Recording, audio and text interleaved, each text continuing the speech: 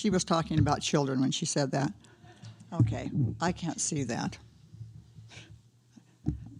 I'm trying to see which one of these do I push? Do you know? Do you know which one is the one you push it forward? I would go that one. Okay. That didn't work. No, it is behind you. Oh, okay. I thought it was down there. That's what I was told.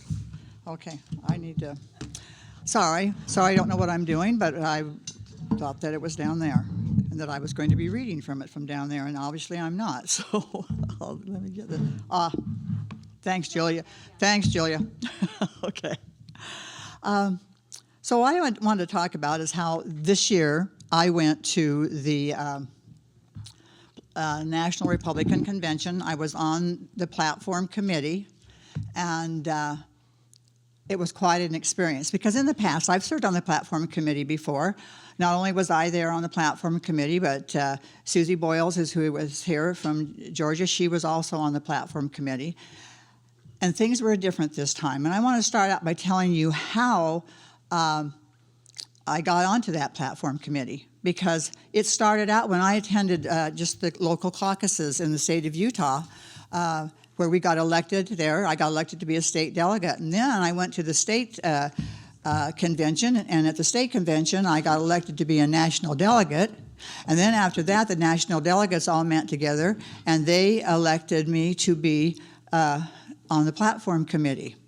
In fact, Senator John Johnson and I were elected as delegates to serve on the platform committee. The duties of the platform committee are what we do. Prior to that, we had to arrive a week early, and we had to cover all of our own expenses. That meant an extra $5,000 that it cost me to go in a week early and serve on that platform committee. We were to serve 2 to 3 days, and we were to receive a copy of the proposed platform and study it before the meeting started. During the committee meetings, we were to attend all of our meetings, serve 1 day in subcommittees working together, amending and voting on changes. And on the second day, we would meet with the entire platform committee for further discussions. So what actually did happen? Well, to start with, Senator Marsha Blackburn was the chairman of that committee, and it was under her direction that this following story happened. So the first night out, we've always we'd meet the first night. I've served on the platform committee several times, and so we would go there. We were to get instructions for what to expect in the meeting, and while we were there, they introduced us to the 6 subcommittee chairmen, because that's what we do the first day. Told we would get our subcommittee assignments in the next morning, and a copy of the platform was not given out for us to study ahead of time. So then what has happened in the past? Well, in the past we would get instructions for what to expect at the same meeting, for the meeting that starts the next day. We would receive our subcommittee assignments so that we could begin promptly in the morning. And we would receive a copy of the platform to study in order to be prepared for the discussions the following day. Phyllis was always there. Phyllis served on the platform committee herself several times, and she would be there that night before, and we'd all work together. We would study that platform together. We would write out amendments. This was Phyllis's most important thing, was that Republican platform. She wrote most of it, and she always made sure. That's the only reason I ran. I've been going to these Republican conventions since 1992 because Phyllis said to. I said, okay. Just had to figure out how to get elected, but if she said go, I go. And then we did. And, but the next day we go back, and the first thing they tell us is we can't take our telephones with us into the meeting. No telephones. Oh, and by the way, no watches if you have an iWatch. So they gave us this little Faraday bag, and we put our phone in there, and we put our watch in there. They locked it, handed it back to us, and said, well, when everything's over, you come back and we'll unlock this bag and we'll give you back your devices. We also were not allowed to take our computers or tablets outside of our computer bag. We were in that room with absolutely no electronics, no clock. I didn't even know what time it was. I like to know what time it is. And then basically we were locked in that room because if we went out, we couldn't get back in. Well, I went there to work on the platform committee, so I wasn't about to leave. Susie stayed too. So what happened? We went into our meeting and we finally received a copy of the platform, and now we were waiting for our subcommittee assignments. And we waited after speaker spoke. In the past, we would go straight to our subcommittee after we had been studying it the night before, and we'd be there all day long working on it. But we kept waiting. So what did happen? There were no subcommittees. Now, the night before, they had told us, they had introduced to us the chairman of those 6 subcommittees. And then we got there and there wasn't any. They deceived us. It was an out lie. They didn't intend for there to be subcommittees. They just made us think that so we wouldn't leave that meeting and tell anybody. Because remember, we had to stay in the meeting with the doors closed so nobody knew what was going on. They did not allow any amendments. There were no discussions on the platform. There was not time to read the platform because they just passed it out. And then they made a motion to cut off debate. But there wasn't any debate. They made a motion to pass the platform out favorably. We hadn't discussed it yet. Then after it passed, they thanked us all for coming and for our work on the platform, and then they dismissed us. We were there for 3 hours and did not do one thing to contribute to the writing of that platform. This little tiny booklet is the platform.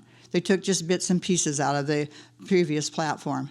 But the good news is that in the back of this, they list all the members of the committee, the members of the platform committee. My name's there, Susie's name's there.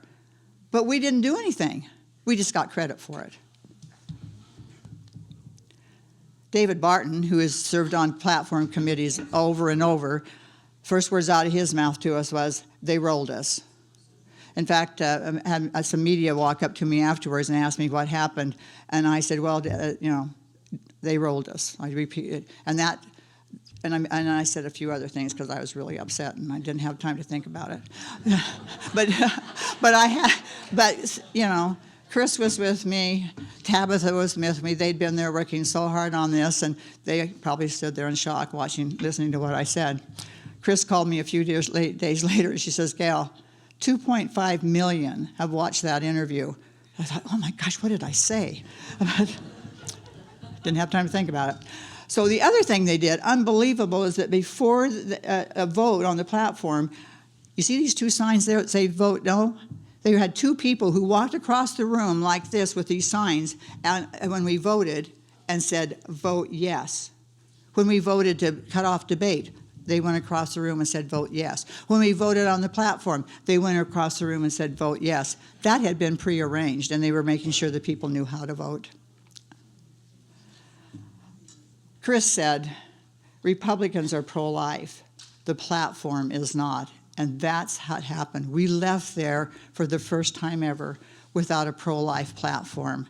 Phyllis's most important thing, and we left without that. Phyllis's beautiful language within that platform was taken out that said, "We affirm that the unborn child has a fundamental right to life that cannot be infringed." And this I can't read. This is the language in the platform. It says that the platform does not mention unborn babies. You need to know that. The platform was the title of it was that Republicans will protect and defend the votes of the people. But you know what? This platform, and I don't know, you guys probably can't read it either, and I apologize for that, was not a pro-life platform. And what they talked about in there was the 14th Amendment. And they said, the 14th Amendment protects life, and it does. But it doesn't protect unborn life, and it never has. Because the 14th Amendment, if the 14th Amendment protected unborn life, we wouldn't have had Roe versus Wade. And millions of babies would not have died over the last 15 years. But it was that language that they said protected life, but it didn't. What they did say, they also talked about, well, how this had gone back to the states. But it didn't. Well, it did go back to the states, but it didn't just go back to the states. Actually, what it says in Dobbs says it would return to the people and their elected representatives. So it went back to the state legislature and Congress. So then it said that we oppose late-term abortion. That was it. That's what they call pro-life. 95% of the babies die that are from abortion within the first and second trimester. So we left there without a pro-life platform. So one thing that has happened in the platform, it said, they said in the platform, we're going to go back to the vote for the vote of the people. That's the wording in the platform, the vote of the people. And so Planned Parenthood has gotten really excited about that. And they have gone across this nation to all the states and putting constitutional amendments, getting those constitutional amendments onto the ballot. In Arizona, I'm going to use Arizona as an example. They actually had, in order to get it on there, they had to have 384,000 signatures to get it on the ballot. They got 823,685 signatures on the ballot to get it on the ballot in Arizona. Unbelievable. And that is a constitutional amendment that will end up making abortion in Arizona, if it passes, legal for all 9 months. You know, and they're doing the same thing now in Utah too, by the way. Now it's on the ballot in Arizona, Colorado, Florida. All of these are constitutional amendments. They'll do the same thing. Here in Missouri, you guys are going to deal with it on your ballot here. Montana, Nebraska, Nevada, and South Dakota. And in Nebraska, it's very interesting that there are two constitutional amendments they're voting on. One that says that abortion will be legal up until 12 weeks, and the other one says it'll be legal up until 24 weeks. But both of them say abortion will be legal. And then, we had some past efforts. Remember back in 2022 in Kansas and Kentucky, the citizens rejected constitutional amendments to protect life. They're voting against the ones to protect life and for the ones that will kill the little babies. And, I am just really sorry. My daughter just did this for me, and I didn't know this color wasn't going to work. But I want to read something to you that's just really important. So I'm going to go through to that one right now so I can read this one to you.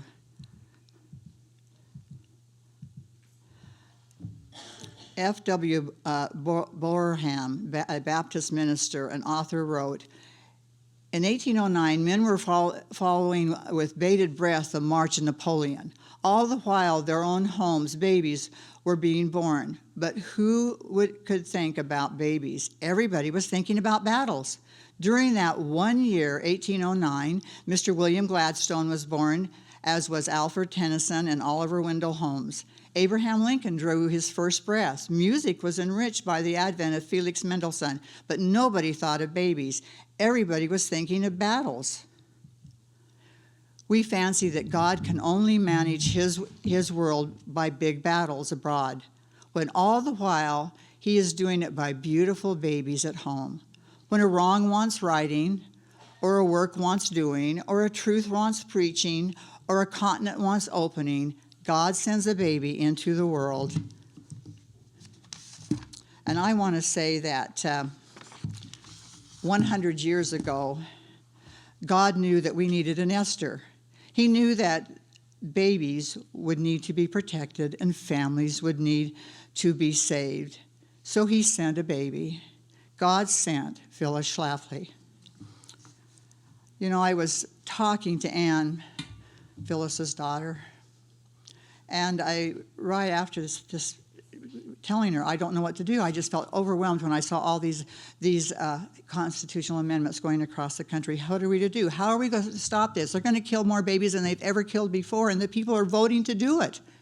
It wasn't just a few justices this time, it's the people. And Anne said, we fight this by changing the hearts and the minds of the people. And you know, that's exactly the same thoughts and feelings that I'd had. And I thought, how do we do that? And I thought of an experience that I had just had. Our family, just a little over a week ago, went to Mexico, and we were on the beach, and this mama turtle came up, and she dug a hole. She dug this big hole, and she laid her eggs in there. And then we watched her cover it up. And then she went back into the ocean. It was such a great thing to watch. And then after that happened, here came the humans that work for the government of Mexico, because it's, you know, the beaches. And can you see in that picture? Whoops, I'm sorry, I didn't move to that picture, so sorry. In that, you see that picture, oh, I'm sorry. I'm trying to do two things here at once. It's important that you see this. That mound, see that mound there? That's when the humans came along, and they built that mound over there to protect those eggs of those little, tiny, cute little turtles that were going to come out of there, protecting those. And then a few days later, we get this phone call and says, hey, if you want to come down, you know, to the beach, go on down further. We had to get out there further. It was just in the evening. And they said, we have 250 little turtles that were just born, and they were they'd put them in this crate, this box, because they were going to take them down to the ocean. And we could come down there and be part of them releasing these turtles. They were only 2 hours old. And so we went down there, and look, there they were, all these little babies, and we were able to hold them, and all the people there were just oohing and awing because they were so precious, saying, call them cute, sweet little baby, and we all felt that way. It was just such a wonderful experience. And then they said, okay, now it's time to release them. So there are those babies. Oops, I'm doing my... See, there we are holding those little babies and loving those little babies. And then they headed to the ocean. It was go, baby, go. We were so excited because they can't just take them to the ocean and dump them in the ocean. They have to let those babies go so that they go across that sand, because that's patterned in their mind, because that's where they come back to. They come back to where they went across that sand, and someday they'll come back there to lay their eggs. We were so excited. Everybody was excited to watch that happen. And there was the Mexican government again, protecting these, you know why they had to wait till evening and release them themselves instead of letting them go out naturally? Because the predators come in, the birds come in and pick them off. But they were all there to protect those babies. The government was protecting those babies, and we were having such a good time, oohing and awing. And we watched till those babies were in the ocean, and they had to kind of guide them sometimes because some of them got kind of walking off the other direction. It was so, so great, such a fun thing to do. And oh, are those little babies precious, and the government would protect them. But you know what? Human babies are precious too. And that's what, as I was thinking, what are the stories we have to tell, and how are we able to get that message out? One of the things I thought of was, Jesus loves the children. Jesus loves the babies. And I thought, okay, let's go to the churches. Let's find out what the churches are saying about it, and let's take that message out.